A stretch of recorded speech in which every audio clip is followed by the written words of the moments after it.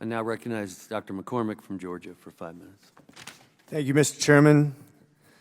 Mr. Ratcliffe, Mr. Honorable Ratcliffe, thank you for your service in Congress. Also, thank you for your service as former Director of National Intelligence during a tumultuous time during the origins of this disease process. Recently, Director Wei confirmed the FBI report stated that the COVID-19 pandemic was likely the result of a lab incident in Wuhan. Based on your knowledge, do you agree with the report from the Department of Energy as well? I agree with both the FBI and the Department of Energy. Thank you.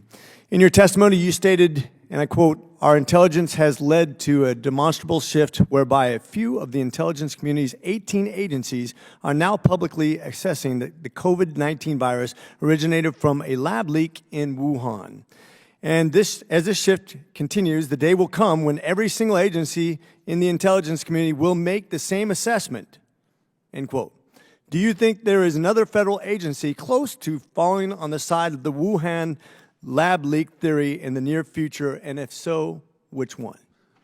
Well, I've talked about, again, I'm not in the intelligence community now, but of course, have friends that are career individuals still serving in agencies. My understanding that in most of the agencies, there is a shift. More and more analysts believe that a lab leak is the most plausible, if not the only plausible assessment to make, and that it's a minority in most agencies that are holding on to the idea that this is naturally occurring. I would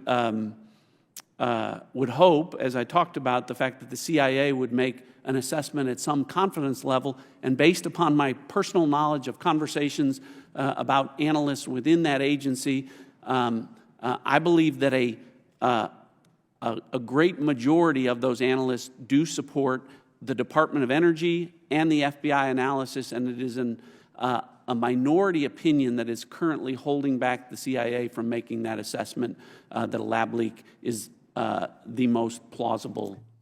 And certainly, in your estimate, in the last year, is there some new information that occurred, or do you think the CIA could have come to that conclusion probably about a year ago or so? Well, I think we certainly could have, all agencies within the United States intelligence community could have made an assessment at some confidence level a year ago on this in favor of a lab leak. My understanding specifically from the Department of Energy that there was new intelligence that persuaded them to make their assessment of a lab leak.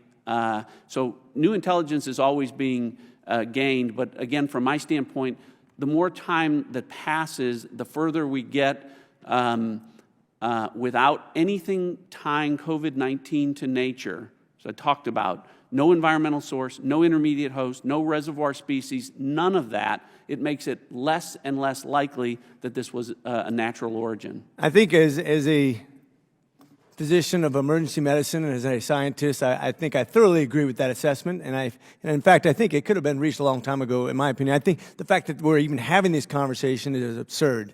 It's very easy to identify whether there's animals in the wild that have or have not this disease. The fact that the Chinese have literally spent years and incredible efforts trying to obtain that information and have received zero information supporting one theory, whereas we know there is an incredible amount of evidence on the other side of that points to one thing, and that's a CCP cover-up. This unfortunately leads me to the conclusion that the efforts of this administration, Dr. Fauci, the WHO, and multiple bureaucracies are willfully or ignorantly colluding with the CCP. That's what bothers me. Director Ratcliffe, as you know, this committee was formed on the basis that we would seek the truth to create recommendations to face the future pandemics. With that being said, I have one last question for you. In your opinion, what reason could the administration, public officials, and many of our federal agencies have for hiding the truth from the American people? And if you can't speak to that, what effect do you think this has on the American people's trust of their public health officials and the government? Well, I would say that China has been identified as our #1 nation-state adversary. They've been described by the current administration as a strategic competitor, but our intelligence clearly tells us they are an adversary. Their public actions very clearly dictate that they are an adversary, and I think that the current administration, for whatever reason, has been reluctant to confront China on any number of issues or transgressions that have taken place publicly, from spying, a spy balloon that flew over the country, threats against legislators in this body from landing in Taiwan. The list is long, and there hasn't been an effort by the current administration other than to say we're not seeking conflict with China.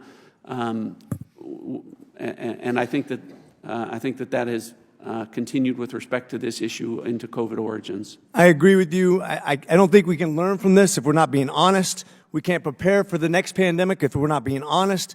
We have obvious answers that we want to ignore. I think we've been biased. I think we have to really acknowledge this. If we're going to prepare for the next virus, Mr. Chair, I think we cannot disallow that we've already had multiple viruses from animals in the past, but we're not doing what we need to prepare for with Wuhan leaks and disallowing gain of function. With that, I yield.